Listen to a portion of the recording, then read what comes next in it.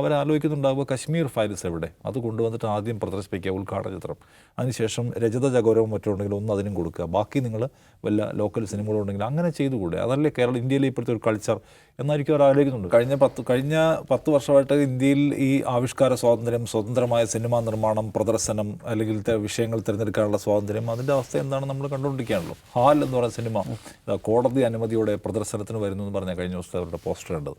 അപ്പോൾ എന്താണ് ഇന്ത്യയിലെ സിനിമ എങ്ങനെയായിരിക്കണം, അത് ലോകത്തിന് എങ്ങനെയാണ് മാതൃകയാകേണ്ടത്, ലോകത്തിന് അത് ഷോക്കേസ് ചെയ്യാൻ കഴിയുന്ന ഭയങ്കര കലാമൂല്യമുള്ള സിനിമകൾ നമുക്ക് എടുക്കാൻ പറ്റണം എന്നൊരു വിഷൻ ഉണ്ടാവണമല്ലോ, ഭരണകൂടത്തിനുണ്ടാവണമല്ലോ. നമ്മളൊരു ഫുട്ബോൾ രംഗത്ത് നമ്മൾ ഉയർന്നു വരണം, സിനിമാ രംഗത്ത് നമുക്ക് ലോകത്ത് ക്ലാസിക്കൽ ഉണ്ടാക്കണം, അതിനു വേണ്ടിയിട്ടുള്ള ദാർശനികമായ, സാമ്പത്തികമായ, ഭരണപരമായ പിന്തുണ കൊടുക്കാൻ കഴിയണം എന്നൊക്കെയല്ലേ ഒരു ഭരണകൂടം ആഗ്രഹിക്കേണ്ടത്. നമ്മുടെ ഭരണകൂടം അങ്ങനെ ആഗ്രഹിക്കുന്നില്ല. നമ്മുടെ ഭരണകൂടത്തിൻ്റെ സകലമാന ആലോചനകളും ആഭ്യന്തര രാഷ്ട്രീയത്തിൽ അവർക്കെന്ത് ഗുണമുണ്ടാകും എന്നതിനെ മാത്രം മുൻനിർത്തിക്കൊണ്ടാണ്. ഇവിടെ മനുഷ്യന്മാർക്കിടയിൽ എങ്ങനെയൊക്കെ അത് പ്രവർത്തിപ്പിക്കാൻ കഴിയും, ഇവിടെ എങ്ങനെയൊക്കെ അഗ്നി പടർത്താൻ കഴിയുമെന്ന് ആലോചിച്ച് മാത്രമാണ് സകല കാര്യത്തിലും തീരുമാനമെടുക്കുക. ചില സമയത്ത് വിദേശ പോളിസികളിൽ പോലും സിനിമ ഉണ്ടാക്കുന്ന കാര്യത്തിലായാലും.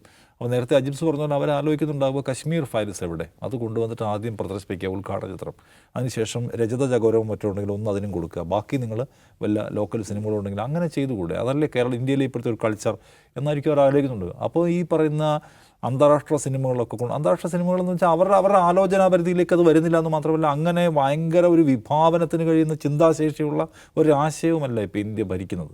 അങ്ങനെയല്ലോ, ഇന്ത്യ എന്ന് പറഞ്ഞ ഒരു രാജ്യത്ത് നമ്മളതിനെ എങ്ങനെ ഇൻക്ലൂസീവ് ആവണം, എങ്ങനെയൊക്കെ നമ്മുടെ കലാമൂല്യം വർദ്ധിപ്പിക്കണം, നമുക്ക് ഏതൊക്കെ ജീവിത പഥങ്ങൾ ഡിസ്കസ് ചെയ്യണം, അങ്ങനെയൊന്നുമുള്ള ഒരു വലിയ വിഭാവന ശേഷി സത്യത്തിൽ അവർക്കില്ല. അതൊരു ഘടകമാണ്. പിന്നെ വേറൊന്നുണ്ട്, ഇത്തരം സിനിമകളും അത് കൊണ്ടുവരുന്ന പ്ലോട്ടും എല്ലാം കൊണ്ടുവരുന്നത്. ഇപ്പം ഇവിടെ തടയപ്പെട്ട സിനിമകൾ, വിപ്ലവത്തെക്കുറിച്ച് സംസാരിക്കുന്ന സിനിമകൾ, സമരങ്ങളെക്കുറിച്ച്, ജനാധിപത്യത്തെക്കുറിച്ചൊക്കെ സംസാരിക്കുന്ന സിനിമ, ബീഫ് എന്ന് വലിയ സിനിമയുണ്ട്. ആ സിനിമയ്ക്ക് ഇവരുടെ ബീഫുമായിട്ട് യാതൊരു ബന്ധവുമില്ല, പക്ഷേ പേര് കണ്ടു അപ്പോഴേ അവർ വേണ്ട എന്ന് പറയുന്നു.